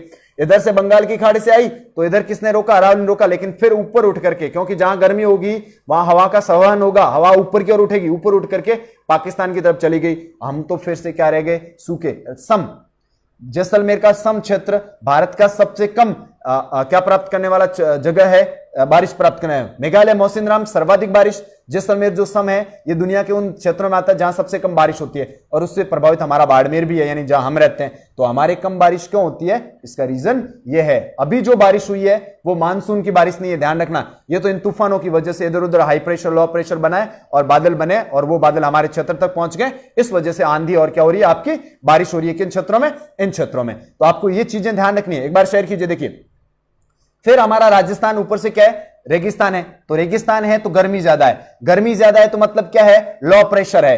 तो इस पूरे क्षेत्र से यहां हाई प्रेशर था, यहां से हवाओं को यहां तक लाने का काम किसका था, देखिए यहां लो प्रेशर बना राजस्थान के रेगिस्तान के अंदर, तभी तो ये हवा यहां से हाई प्रेशर लो प्रेशर की ओर बहना शुरू हुआ। तब राजस्थान क्या है, राजस्थान इसको बनाता है, बारिश सारी लाता पूरे भारत में राजस्थान है, हमारा रेगिस्तान है, हमारा मरुस्थल है, लेकिन अंत में ऐसा होता है कि हमारे रेगिस्तान को ही क्या नहीं मिल पाती है, बारिश नहीं मिल पाती है। चलिए, आज मैं किसी के कमेंट का जवाब नहीं दे पाया हूं तो उसके लिए मैं सॉरी मांगता हूं, क्योंकि ये मैं इसमें सारी चीजें यहां समझा रहा होता हूं तो फिर मैं कमेंट में दूं तो यहां पे फ्लो बिगड़ जाता है, और जब यहां फ्लो बिगड़ता है तो इस चीजें बहुत काफी टफ होता है, मुश्किल होता है दिमाग में रखना, फिर आपको एक्सप्लेन करना। इस वजह से मैं यहां फ्लो नहीं बिगड़े इसलिए मैंने आपको नहीं दिया। अगर किसी कमेंट नहीं तो मैं जब लाइव खत्म होगा तो उसके बाद आपको कमेंट दे दूंगा, ठीक है। आपको पूरा कमेंट वैसे मैं दे देता हूं, जब लाइव खत्म होता है तो आपको कमेंट मिल जाएंगे, आपके किसी भी सवाल का वहां पे आंसर मिल जाएगा, ठीक है। तो सॉरी फॉर दिस। चलिए अब देखते हैं अपन, ये इस तरह से क्या आता है, मानसून आता है। अब जब हमारे यहां पे बारिश कम होती है तो हमारे यहां पे फसल भी क्या होती है, कम होती है। अब इस भारत को क्या कहते हैं, भारत की जो कृषि होती है उसको हम मानसून का जुआ कहते हैं। उसका रीजन सुनिए। टाइम क्यों, देखिए अभी 5 मिनट लेता हूं, उसके बाद चलते हैं, ठीक है। आई होप आप अभी काफी लोग जुड़े हुए हैं तो मैंने सोचा थोड़ी देर क्या रुक लेते हैं। कई बार क्या होता है जुड़ते नहीं, आज काफी लोग जुड़े तो अपन बात करते हैं। चलिए, भारत की जो कृषि है इसको हम मानसून का जुआ कहते हैं। रीजन सुनिए मानसून का जुआ क्यों कहते हैं। देखिए अभी यहां से बहना शुरू हुए और हवा यहां पे केरल पे पहुंच गई, बारिश हो गई, यहां पे बारिश हो गई, राज्य भारत के कई हिस्सों में बारिश हो गई। अभी क्या हुआ, ये चक्रवात यहां विकसित हुआ तो ये जो हवा केरल की तरफ आ रही थी वो इस तरफ चली गई, तो अब बारिश कम होगी, यानी हमारा मानसून थोड़ा क्या रहेगा, कमजोर रहेगा। अब हमारे देश में कई जो विकसित देश होता है जैसे अमेरिका है, कनाडा है, वहां पे क्या होता है, जैसे ये क्षेत्र ध्यान रखिएगा आप, ये जो भूमध्य रेखा दिख रही है आपको, ये भूमध्य रेखा पे क्या होता है, यहां पे दोनों पे 10-10 डिग्री जो हमारे क्या होता है, जो हमारे अक्षांश होते हैं, यहां पे क्या होता है, गर्मी बहुत ज्यादा होती है, क्योंकि सूर्य मैंने बताया साल में 2 बार यहां रहता है, 21 मार्च 23 सितंबर को। यहां गर्मी क्या होती है, बहुत ज्यादा। गर्मी ज्यादा होगी तो क्या होगा भाई, लो प्रेशर, और आसपास के क्षेत्रों में क्या है, हाई प्रेशर, तो हवा कहां से आएगी, लो प्रेशर की तरफ सारी हवा यहां आके इकट्ठी होती है। यहां आने के बाद, इकट्ठी होने के बाद हवा के बादल बन जाते हैं, यानी हवा पानी यहां आएगा, समुद्र की जो ये जितना भी इस भूमध्य रेखा के आसपास पानी है वो सारा यहां आएगा, क्योंकि गर्मी ज्यादा है, यहां पे लो प्रेशर है, तो यहां आने के बाद में ऊपर उठता है, ऊपर उठ के बादल बनता है, और यहां पर क्या होता है, दिन में 2 से 4 बजे के बीच में, दिन में 2 से 4 बजे के बीच में भूमध्य रेखा पर रोजाना बारिश होती है, एवरीडे रेनफॉल होता है। कहां पर, इस जगह पर रोजाना बारिश होती है। उसका रीजन क्या है, ये लो प्रेशर एरिया है, लो प्रेशर है तो समुद्र की हवा इधर आएगी, हाई प्रेशर से लो प्रेशर की तरफ, यहां आने पे गर्म होकर के हवा ऊपर उठेगी, गर्म ऊपर उठेगी तो बादल बनेंगे, यहां पे बारिश होती है। इसी कारण यहां पर जो हमारा अमेज़न के वर्षा वन पाया जाता है, अमेज़न एक नदी है जो कहां पे बहती है, आपके साउथ अमेरिका में, ये दक्षिण अमेरिका यहां पे बहती है। यहां पर क्या है, बहुत ज्यादा बारिश होने की वजह से यहां पे बहुत ज्यादा पेड़ पौधे हैं, जिसको हम अमेज़न के वर्षा वन कहते हैं। इन अमेज़न के वर्षा वन को ही हम क्या कहते हैं, पृथ्वी के फेफड़े कहते हैं। जहां पर वन ज्यादा होंगे, जहां पे पेड़ पौधे ज्यादा होंगे, वहां ऑक्सीजन ज्यादा होगा। पता है ना आपको ये चीज, क्योंकि पेड़ पौधे जब प्रकाश संश्लेषण की क्रिया करते हैं तब क्या करते हैं, ऑक्सीजन उत्सर्जित करते हैं। ध्यान रखना, एक मैंने बहुत से स्टूडेंट्स के बारे में मैंने के देखा है, उनके क्या सोचते हैं, जब भी कभी उनको कहा जाता है कि पेड़ पौधे सांस में कौन सी गैस लेते हैं, तो ज्यादातर का आंसर होता है कार्बन डाइऑक्साइड लेते हैं और ऑक्सीजन छोड़ते हैं। ये गलत है, ये फैक्ट गलत आपने याद कर रखा है। ध्यान रखिए, आप जब कभी भी पेड़ पौधे सांस लेते हैं हमारी तरह, सांस में समझते हो, ये मैंने सांस लिया, इनहेल किया, ये छोड़ते हैं, इसको क्या कहते हैं, एक्सहेल कहते हैं, यानी छोड़ना और लेना। तो पौधे भी सांस लेते वक्त क्या लेते हैं, ऑक्सीजन लेते हैं। लेकिन जब वो पत्तियां खाना बनाती है, जब पत्तियां क्या करती है, खाना बनाती है, तब किसका यूज करती है, कार्बन डाइऑक्साइड लेती है, ऑक्सीजन छोड़ते हैं। तो जहां पे क्या होंगे, पेड़ पौधे ज्यादा होंगे, इस रेखा पे पेड़ पौधे ज्यादा है, इस कारण इसको कहते हैं लंग्स ऑफ अर्थ, पृथ्वी के फेफड़े। हमारे शरीर में सर्वाधिक ऑक्सीजन कहां पाई जाती है, लंग्स में। इस कारण ये पृथ्वी के ये पूरी पृथ्वी है, इसके फेफड़े कौन हो जाएंगे, अमेज़न के वर्षा वन, जो कहां पर पाए जाते हैं, जो आपके इस भूमध्य रेखा के आसपास पाए जाते हैं। अभी क्या लग गई थी पीछे वाले इन दिनों में, आग लग गई थी इनके अंदर। और यहां पे देखिए मैंने क्या कहा, उत्तरी अमेरिका में, आपको नाम दिख रहा होगा ब्राजील, देखिए ये ब्राजील देश दिख रहा है, ये ब्राजील देश का प्रधानमंत्री थे। उन्होंने कहा ये तो छोटी मोटी आग है, इसमें लगती रहती है, इस वजह से उनकी काफी क्रिटिसिज्म झेलना पड़ा। क्रिटिसिज्म का अर्थ उनकी काफी आलोचना भी हुई थी। लेकिन ये जब हमारे जो जंगल है, पृथ्वी के फेफड़े हैं, सर्वाधिक ऑक्सीजन हमें यहां मिलती है, यहां जैव विविधता भी बहुत ज्यादा है। अब जैव विविधता क्या होती है, कभी इसमें बायोडाइवर्सिटी कहते हैं, जहां पे मतलब पेड़ पौधे ज्यादा होंगे तो पेड़ पौधे की वनस्पतियां ज्यादा होगी, पेड़ पौधों की प्रकार अलग अलग प्रकार के पौधे भी ज्यादा होंगे, तो वहां जीव भी ज्यादा रहेंगे। तो यहां पे जब क्या लग जाती है, आग लग जाती है, तो क्या वो जीव नहीं मरेंगे, क्या हमारी पृथ्वी का बैलेंस नहीं बिगड़ेगा, क्या हमारी पृथ्वी का फूड चेन यानी खाद्य श्रृंखला होती है वो नहीं बिगड़ेगी, जरूर बिगड़ेगी। इस कारण ऐसे क्षेत्रों में जब आग लगती क्या है, बहुत घने जंगल होते हैं, तो मान लो बीच में आग लग गई, तो वहां पे मनुष्य की कैपेसिटी नहीं होती कि वहां उस बीच की आग को बुझा सके, और बीच में लगी हुई आग पूरे जंगलों में फैल जाती है। उसका रीजन भी सुनिए, यहां पे गर्मी ज्यादा है, ठीक है। तो लंबे लंबे पेड़ होते हैं और वो पेड़ कठोर पेड़ होते हैं, तो पेड़ ऊंचाई पे ज्यादा होने के कारण आपस में घर्षण करते हैं। जब इनका घर्षण होता है तो घर्षण होने की वजह से चिंगारी कई बार क्या हो जाती है, आप कभी दो चीजों को टकरा के देखिए, दो पत्थरों को टकरा के देखिए, क्या होगा, चिंगारी निकलेगी। तो बांस वगैरह और चीड़ वगैरह जो कठोर लकड़ी के जो पेड़ पौधे होते हैं, वो आपस में जब घर्षण करते हैं तो उनसे आग पैदा होती है, वो आग नीचे चली जाती है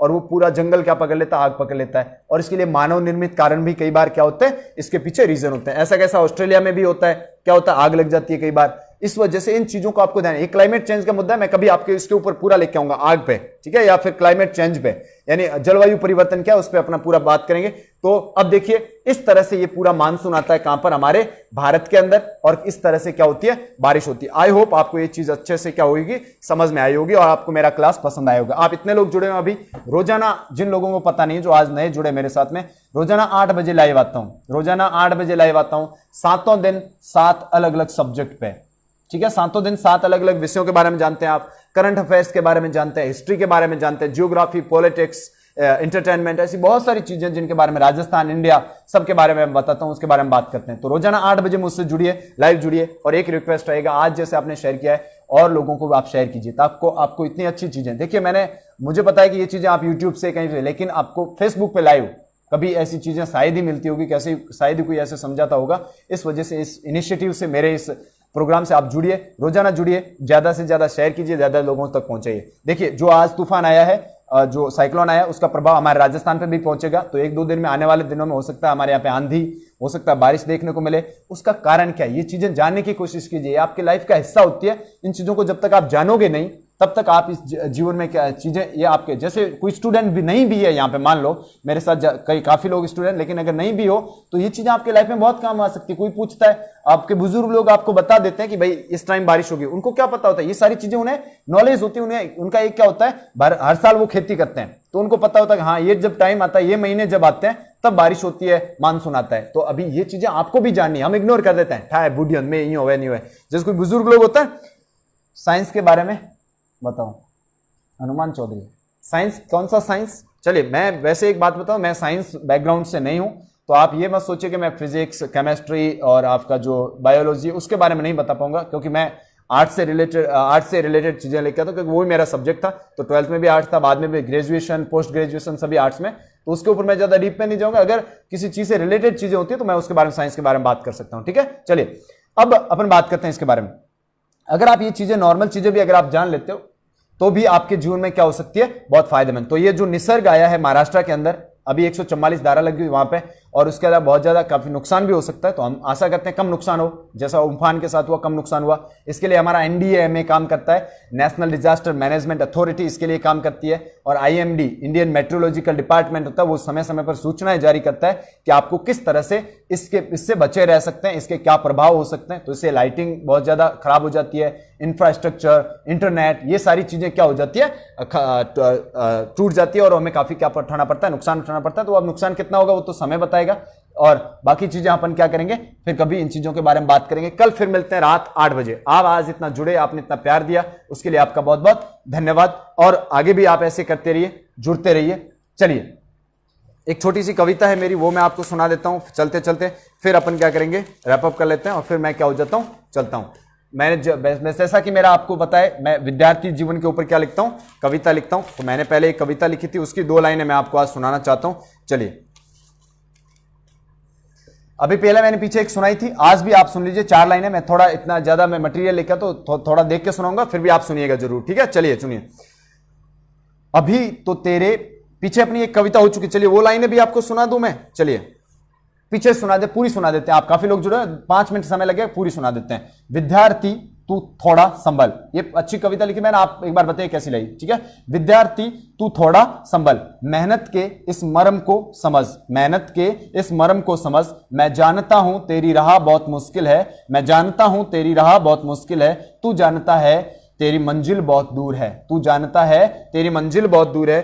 फिर क्यों थक के बैठ गया, फिर क्यों थक के बैठ गया। यहां ये तेरा आदि नहीं आरंभ, ये तेरा अंत नहीं आरंभ है, ये तेरा अंत नहीं आरंभ है। उठ हिम्मत कर चल मेरे साथ शब्दों की इस दुनिया में, उठ हिम्मत कर चल मेरे साथ शब्दों की इस दुनिया में। जहां हर मुश्किल का सहज हल है, सहज हल है। ए विद्यार्थी तू संभल, तू थोड़ा संभल, मेहनत के इस मरम को समझ। 4 लाइनें और है, फिर अपन चलते हैं, ठीक है। अभी तो तेरे पसीने की एक बूंद भी नहीं बही, अभी तो तेरे एक बूंद भी नहीं बही, क्या सुनाएगा जब तेरी दास्तां शुरू ही नहीं हुई। अभी तो तेरी बूंद भी नहीं बही, क्या सुनाएगा जब तेरी दास्तां शुरू भी नहीं हुई। कभी तूने तोड़ा होगा, कभी तूने तोड़ा होगा चिड़िया के घोंसले को घर की सफाई के लिए। कभी तूने तोड़ा होगा चिड़िया के घोंसले को घर की सफाई के लिए। फिर बता क्या उसे रोते देखा, क्या उसे रोते देखा या देखा संघर्ष करते नए नीड़ निर्माण, देखा या देखा संघर्ष करते नए नीड़ निर्माण के लिए। देखा होगा चींटी को दीवार से गिरते हुए संभल कर फिर से चढ़ते हुए। देखा होगा चींटी को दीवार से गिरते हुए संभल कर फिर से चढ़ते हुए। बैठी नहीं रही तेरी तरह, बैठी नहीं रही तेरी तरह निराश होके। कुछ सीख इन सबसे, कुछ सीख इन सबसे, यही तो सफलता के रहस्य हैं, यही तो सफलता के रहस्य हैं। ए विद्यार्थी तू संभल, ए विद्यार्थी तू थोड़ा संभल, मेहनत के इस मर्म को समझ, मेहनत के इस मर्म को समझ। चलिए, ये कविता थी, आपको कैसी लगी जरूर बताइएगा। आगे भी आपके लिए ऐसी कविताएं लेके आऊंगा। मेरी क्लास में आपको बहुत अलग अलग चीजें मिलेगी, तो आप जुड़े रहिए। इसी तरह से आपका प्यार और मोहब्बत देते रहिए और हम ऐसी चीजें बातें कर सकें, समाज के अंतिम व्यक्ति तक हम शिक्षा पहुंचा सकें, उसके लिए थैंक यू। तो आपके जिनके मैं कमेंट्स का जवाब नहीं दे पाया, उनको मैं जवाब आपको कब दूंगा, तो उसका जवाब मिलेगा आपको जब मैं ये लाइव खत्म कर लूंगा। उसके बाद में thank you for joining me, being with us. Thank you. कल फिर मिलते हैं अपन। कल हमारा जो टॉपिक रहेगा वो इंडियन हिस्ट्री पे रहेगा, उससे रिलेटेड कुछ चीजें बातें करेंगे अच्छी। चलिए, आप फिर 8 बजे जरूर आइएगा और जुड़े। हमारा एक चैनल भी है, उस पर आप आइए, और जो मेरा वीडियो है वो बाद में वहां पे भी पहुंचता है। अगर आपको ये मैप वाली चीजें फिर से देखनी है तो वहां जरूर आइएगा। RNT एजुकेशन सेंटर उसका नाम है, उस पर जरूर जुड़िए, उसको सब्सक्राइब कीजिए, लाइक कीजिए और कमेंट भी कीजिए। वहां मेरी सुबह क्लास भी आती है।